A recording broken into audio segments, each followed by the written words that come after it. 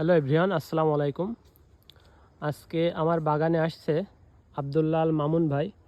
যারা wild life পছন্দ করেন মোটামুটি অনেকেই ভাইকে চিনে থাকবেন। তো ভাইয়ের কাছ থেকে একটু জানবো যে আমার বাগান ঘুরে ভাইয়ের কেমন লাগলো। এই বাগানে আমি বেশ 2023 সালে, তাই তো জি 23 জি। সালে আসছিলাম।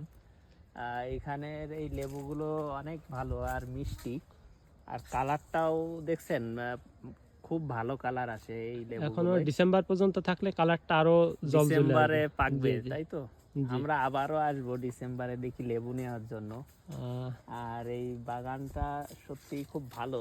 আর দেশি লেবুর ভিতরে এগুলো রসও বেশি আর কি। আহ, আর লেবু হয় প্রচুর পরিমাণে, কিন্তু এখনো সবগুলো পাকে নাই, গাছে কাঁচা লেবু বেশি আর কি। তো ভাইয়ের কাছে শুনবো যে এগুলো এক এই লেবু সময় যেটা চায়না কমলা, এটা হচ্ছে চায়না কমলা, তো এটা টেস্ট কেমন?